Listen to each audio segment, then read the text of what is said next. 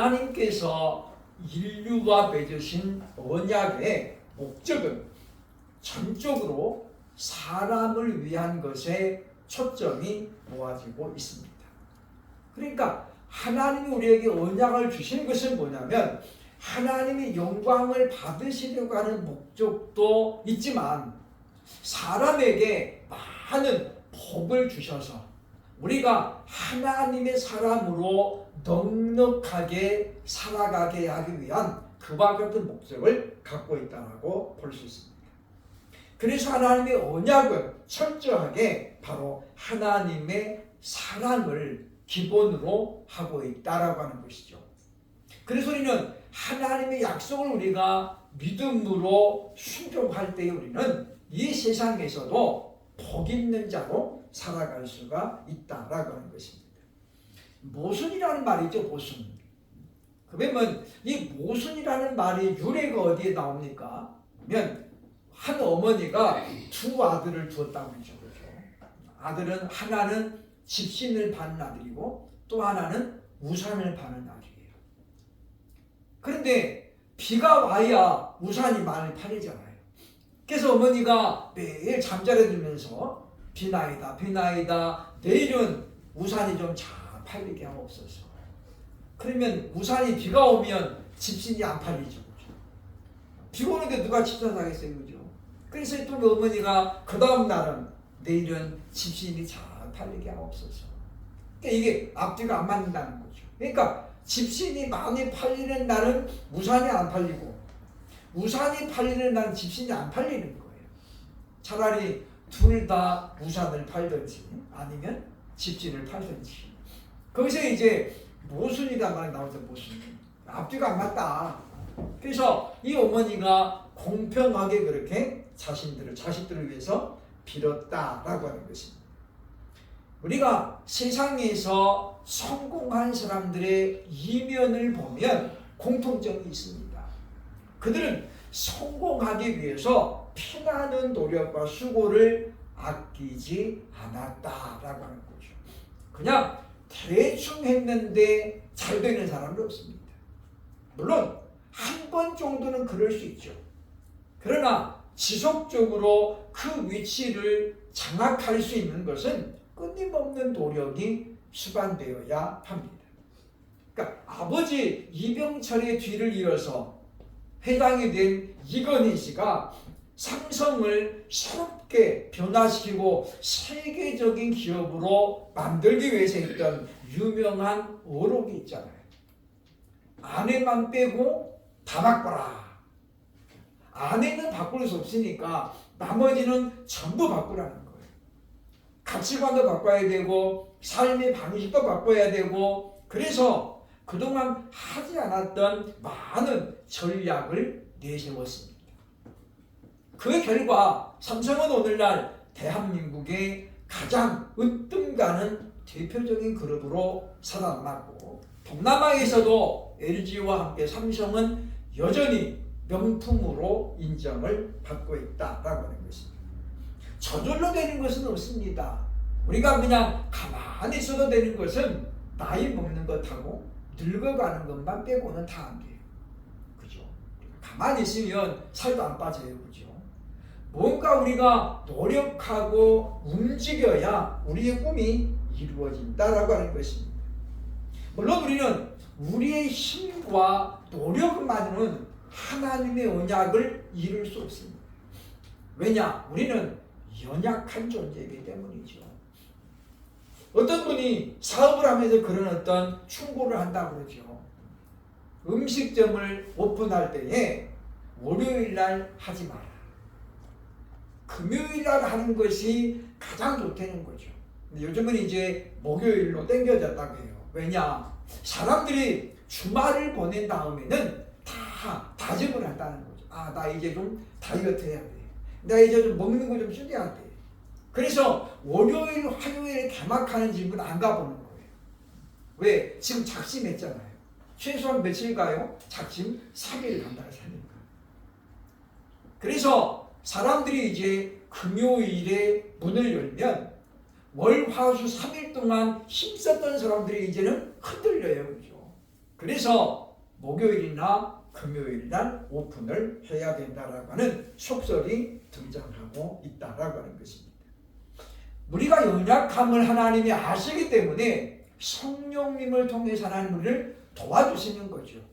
우리에게 할 수 있는 힘을 주시고 또 지혜를 주셔서 또 만남이라는 걸 통해서 우리가 하나님의 자녀로 하나님의 언약을 이루어가도록 도우신다라고 하는 것입니다.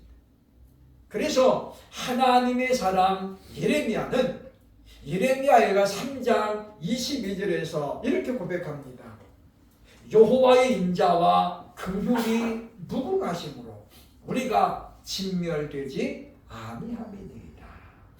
이것이 아침마다 새로우니 주의 성실이 크시도소이다 라고 말합니다. 예레미야는 당시 멸망하는 유다를 보면서 그 백성들이 포로로 끌려가는 것을 직접 목격합니다. 그런데 바벨론 왕 느부갓네살이 예레미야는 포로로 잡아오지 마라. 그에게는 선택권을 주라고 말합니다. 만약에 그가 바벨론으로 온다 그러면 데리고 오고 그가 예루살렘에 남아있겠다고 하면 그의 의견을 존중해줘라. 느부갓네살 왕이 그렇게 명령을 드립니다.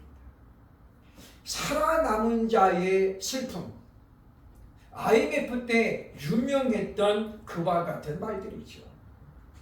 살아남았는데 뭐예요? 슬픔밖에 안 남는 거예요. 예레미야가 그랬습니다. 그러나 그런 상황에도 예레미야는 이렇게 고백합니다. 여호와의 인자와 긍휼이 무궁하심으로 우리가 진멸되지 아니합니다. 왜냐하면 그는 소망의 하나님을 바라봤기 때문이죠. 그래서 오늘 우리가 지금 망할지라도 이것이 영원한 망함이 아님을 그는 우리에게 알려주고 있다라고 하는 것입니다. 하나님께 소망을 두는 사람은 무너져도 솟아날 구멍을 발견합니다. 그것이 바로 믿음이기 때문이죠. 하나님의 사람들을 광야에서 40년 동안 이끌어가고 있었던 모세에게 하나님이 언약을 맺습니다. 모세와 맺으신 언약의 내용이 과연 무엇인지 함께 살펴보면서 우리 은혜 나누기를 원합니다. 첫째로 출애굽기 19장 5절에 보면 하나님의 소유가 되게 하겠다라고 언약을 맺습니다. 19장 5절에 보면 말합니다. 세계가 다 내게 속하였나니 너희가 내 말을 잘 듣고 내 언약을 지키면 너희는 모든 민족 중에서 내 소유가 되겠고 라고 말씀하죠. 오늘 본문에 두 가지 중요한 단어가 나오는데 잘 듣고 잘 들어야 그 다음에 뭡니까? 언약을 지킬 수 있다는 거예요. 잘 안 들으면은 우리가 알 수가 없어요. 그죠? 깨달을 수가 없는 거예요. 그래서 아이 사무엘이 하나님의 음성을 들을 때에 엘리는 그렇게 가르치잖아요. 여호와여 말씀하옵소서 주의 종이 듣겠나이다. 그러니까 우리가 들음에서 실패하면 순종은 물 건너가는 거예요. 그래서 지금 오늘 본문에 이 모세는 하나님의 말씀을 들으면서 말씀합니다. 너희가 내 말을 잘 듣고 지키면 모든 민족 중에서 내 소유가 되겠다. 하나님의 것이 된다는 거예요. 물론 모든 만물은 하나님께서 지으셨기 때문에 본질적으로 하나님의 것입니다. 그러나 오늘 본문이 말하는 내 소유가 되겠다는 말은 그 모든 민족 중에서 하나님이 특별히 너는 내 것이다 라는 소유로 선택을 하시겠다는 그런 의미를 담고 있다는 것입니다. 하나님이 소유가 된다는 말을 다시 말하면 하나님이 우리의 모든 것을 책임진다는 거예요.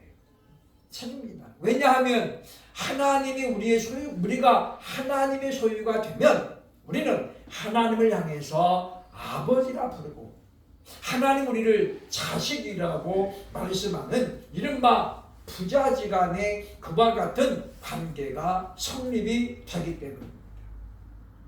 그래서 부모는 자녀를 책임질 의무가 있죠. 그래서 우리가 하나님의 소유가 된다는 말은 무슨 말이냐면 하나님 우리를 책임진다는 그와 같은 약속으로 받아야 된다라고 하는 것입니다. 이사야 43장 1절로 2절에 보면 야곱아 너를 창조하신 여호와께서 지금 말씀하시느니라. 이스라엘아 너를 지으신 이가 말씀하시느니라. 너희는 두려워하지 말라. 내가 너를 구속하였고 내가 너를 지명하여 불러나니 그 너는 내 것이라. 그러니까 하나님의 소유가 된다는 건 뭐냐면 하나님 우리를 하나님의 것으로 지명했다는 거지. 그래서 하나님이 지명하신 사람은 어떤 은혜가 있냐면 물 가운데로 지날 때에도 함께 할 것이다. 그래서 우리가 바다를 지날 때도 하나님이 친히 함께 하신다는 거예요. 강을 건널 때 물이 너를 침몰하지 못하는 것은 뭐냐면 내가 너를 함께 하기 때문이죠. 불 가운데로 지날 때에도 타지 아니할 것이고 불꽃이 너를 사르지도 못하게 할 것이다. 그러니까 이 말씀들은 보면 홍해를 건널 때 이스라엘 백성들이 체험했고 또 뿐만 아니라 다니엘이 나중에 보면 이 말씀을 그대로 체험하는 것을 우리에게 보여주고 있다는 것입니다.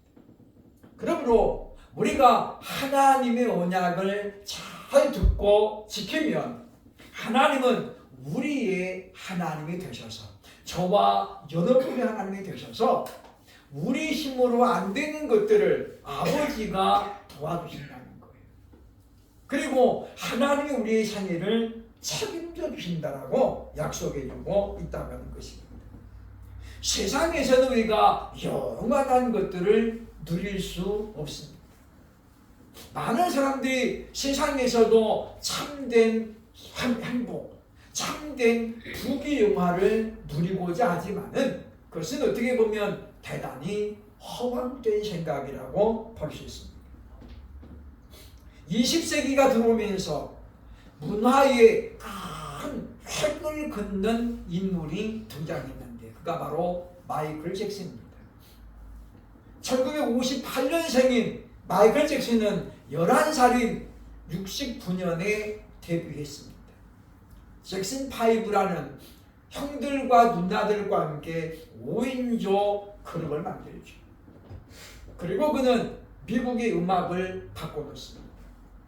당시 비틀즈가 록 음악으로 미국과 온 유럽을 장악했죠. 그런데 69년에 잭슨 5가 등장하면서 바로 그 다음에 70년에 비틀즈가 해체합니다. 그리고 바로 이제 록 음악에서 팝 음악으로 음악사가 완전히 바뀌는 거예요. 그 인물이 누구냐면 저 아저씨입니다. 그는 많은 기록을 갖고 있죠. 음반 세계 최다 판매 1위 기록을 잭슨이 갖고 있고 그래서 보면 이 기록에도 지금 남아 있습니다. 명예의 전당에 당당히 올라가 있죠. 그는 말 그대로 부와 명예, 명성을 다 주었습니다.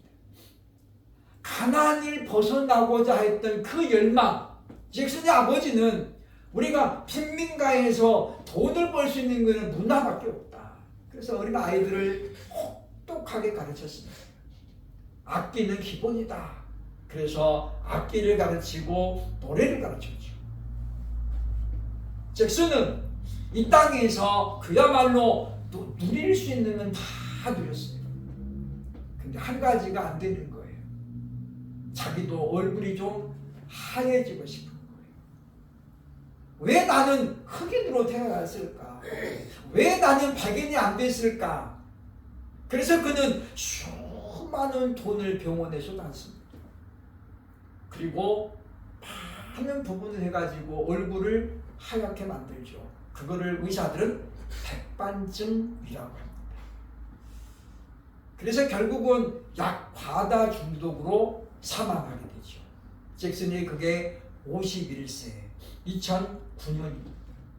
51살 아직도 정말 얼마든지 활동할 수 있는 나이에 그는 약물 중독으로 죽습니다. 그러니까 그가 그렇게 지금 했던 이유가 뭐냐면 좀 더 멋진 인생, 그 소망을 이루고자 싶었다는 거죠. 그러나 세상에서의 그와 같은 유머는 결코 이루어질 수 없음을 우리에게 보여주고 있다는 것입니다. 그러므로 우리의 온전한 소망을 이루어 주실 분은 돈도 아니고 명예도 아니고 과학도 아닙니다. 오직 하나님만이 우리의 소망을 이루어 주실 수 있는 분을 믿고 그 하나님을 끝까지 따라가는 우리 모두가 되어야 할 것입니다. 둘째로 모세에게 준 언약의 내용이 무엇입니까? 본문 출애굽기 19장 6절에 보면 제사장 나라가 되게 하겠다라고 말씀합니다. 출애굽기 19장 6절 상반절에 보면 너희가 내게 대하여 제사장 나라가 되며 라고 말하죠. 제사장이 된다는 게 아니라 제사장 나라가 된다는 거예요. 구약시대의 제사장은 매우 중요한 자리를 차지하고 있었는데 제사장의 역할이 뭐냐면 하나님과 백성 사이의 중보자예요. 중보자. 일종의 다리 역할을 하는 거죠. 왜냐? 하나님께서는 이스라엘 백성들의 예배를 직접적으로 받지 않으셨어요.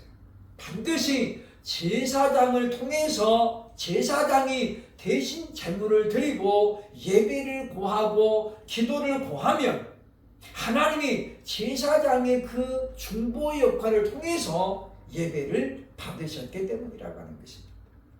그렇다면 제사장 나라가 된다는 말은 무슨 말이냐면 이것은 하나님과 세상 사이에서 중보자의 역할을 하게 하겠다라는 의미를 우리가 바라봐야 된다고 하는 것입니다. 오늘 우리는 제사장은 아닙니다. 그러나 제사장의 역할을 우리가 오늘 감당하고 있다는 것이죠. 그래서 우리가 하나님의 언약을 잘 지키면 우리는 바로 이제 제사장 왕 같은 제사장이 되어서 이 땅에서 우리가 하나님과 아직도 하나님을 알지 못하는 백성과의 다리 역할을 할 수 있게 되어 있다는 겁니다. 그것이 바로 예수님은 빛과 소금의 역할이라고 우리에게 말씀하고 있는 거죠.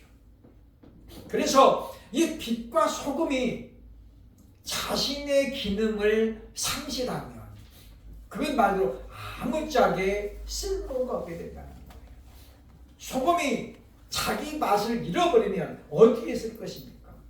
아무짝에 쓸데없어 밖에 버리워진다라고 말하죠. 소금이 만약에 안 짜요. 그러면 뭐에다 먹을 거예요? 그죠? 아무 맛이 없는 거죠.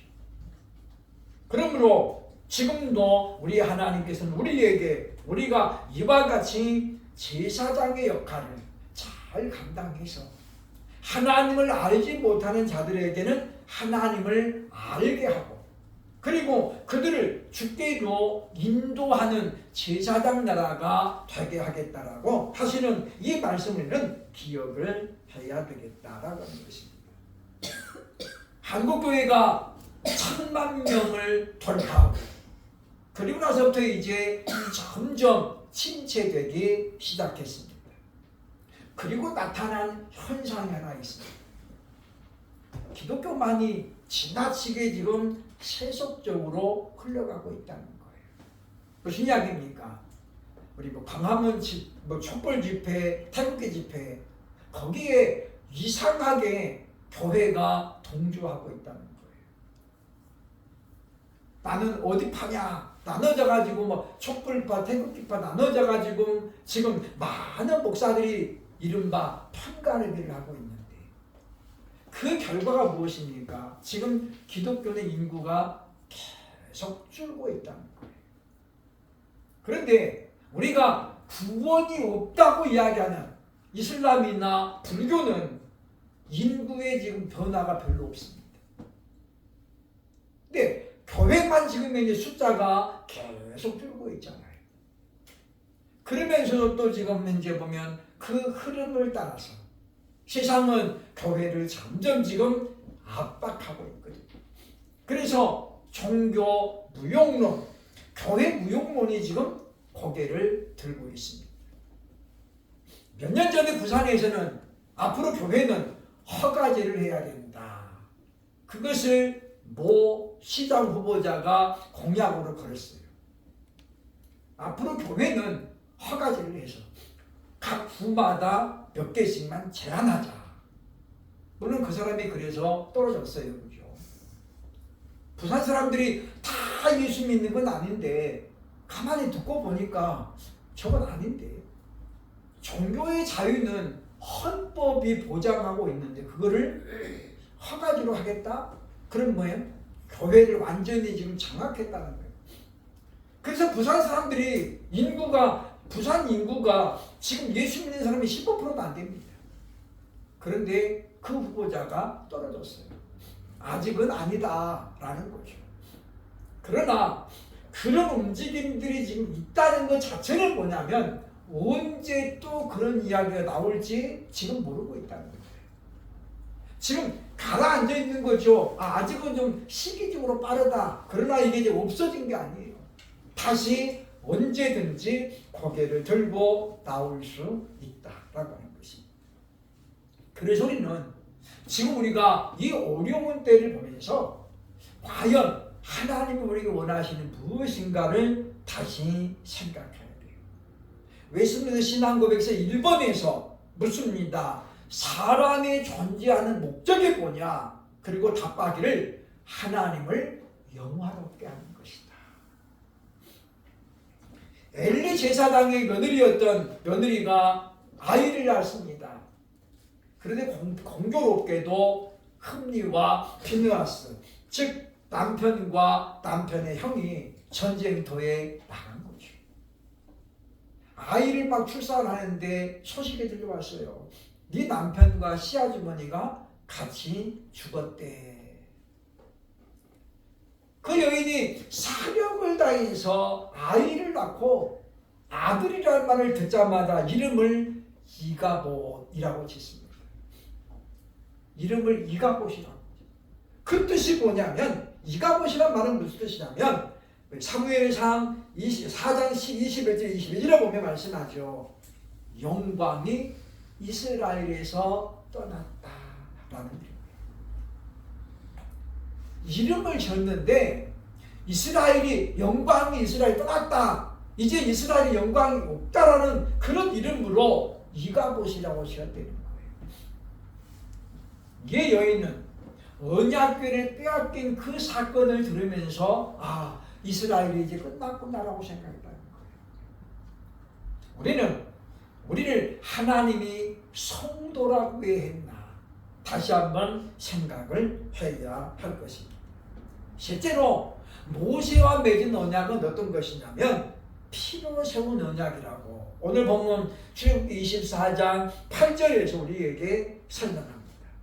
본문 8절에 보면 모세가 그 피를 가지고 백성에게 뿌리며 이르되 이는 여호와께서 이 모든 말씀에 대하여 너희와 세우신 언약의 피니라. 하나님께서 아브라함에게 언약을 맺을 때도 피의 언약을 맺었어요. 그죠? 송아지를 잡고 양을 잡아가지고 각을 떠서 하나님께 드리라. 그랬던 것처럼 모세에게도 하나님이 피의 언약을 맺는 것을 우리에게 보여주고 있습니다. 모세는 손을 잡아서 번제와 그리고 화목제를 하나님께 드림으로 말미암아 언약이 성사되었음을 우리에게 보여주죠. 그리고 먼 훗날 약 1600년이 지나서 하나님은 친히 이제 어린 양을 준비하십니다. 그리고 그 어린 양을 십자가의 화목제물로 삼으셔서 이제는 하나님 편에서 재물을 준비하고 언약을 새롭게 당신에서는 우리에게 보여주고 있다는 것입니다.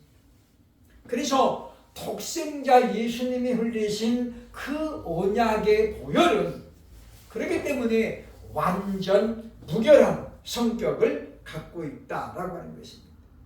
그래서 우리가 그 어린 양 되신 예수님의 보혈을 보고 그분의 이름을 믿으면 우리는 이제 만왕의 왕이신 하나님의 자녀가 될 뿐 아니라 영원한 왕 같은 제사장이 된다라고 성경이 말씀해주고 있다고 하는 것입니다. 하나님의 백성들은 하나님 앞에 약속했지만은 그 약속을 온전히 지키지는 못했습니다. 그래서 오늘 출애굽기 24장 3절과 7절에 보면 이런 말씀이 나오죠. 3절 보면 모세가 와서 여호와의 모든 말씀과 그의 모든 율례를 백성에게 전하매 그들이 한 소리로 응답하여 이르되 여호와께서 말씀하신 모든 것을 우리가 준행하리이다. 7절에도 여호와의 모든 말씀을 우리가 준행하리이다라고 말합니다. 그러나 이들의 이와 같은 다짐은 며칠 못 가서 깨집니다. 그래서 하나님께서는 더 이상 짐승의 피를 잡는 것은 의미가 없다. 그래서 하나님의 친히 6월절 어린 양으로 이 땅에 예수님을 보내신 거예요. 그래서 그 예수님께서 십자가에서 자신을 화목제물로 드림으로 말미암아 이제 그 언약은 영원한 언약이 되었고 다시는 누군가 대신해서 죽을 필요가 없는 영원한 언약이 되었음을 기억을 해야 되겠다라고 하는 것입니다. 그러므로 모세가 드린 피 언약을 받으신 하나님은 이제 친히 독생자 예수님 땅에 보내셔서 새 언약을 맺으심으로 이제는 우리가 듣고 행하는 것이 아니라 듣고 믿으면 하나님의 자녀가 되는 복을 주셨음을 분명히 기억하고 우리도 참으로 우리가 거룩한 공부입니다. 어떻게 하면 하나님의 말씀대로 내가 살 것인가를 몸부림치면서 그냥 우리가 해보지도 않고 안 돼 나는 어차피 안 돼. 그래서 우리가 해보지도 않고 포기하는 것은 참으로 어리석은 일입니다. 하다가 안 되더라도 그때까지를 하나님 보신다는 거예요. 얼마나 우리가 세속과 싸워왔는지 얼마나 내가 거룩하려고 몸부림쳤는지 하나님은 그 과정을 보시거든요. 실패해도 괜찮습니다. 왜냐? 우리 하나님은 과정을 보시고 거기까지만 가지고도 우리를 판단하시기 때문이라는 거죠. 그러면 우리는 이 언약의 내용을 잘 살피면서 너희가 내 말을 듣고 행하며 너희가 내 말을 듣고 믿으면 이제 우리가 하나님의 자녀가 돼요. 하나님의 백성이 되고 하나님의 소유가 되겠다는 이 언약을 꼭 붙들고 우리가 오직 하나님 우리는 연약한데 우리를 도우셔서 우리가 하나님의 백성으로 살아가게 해달라고 늘 기도하는 언약의 백성들이 될 수 있기를 주의 이름으로 축원합니다.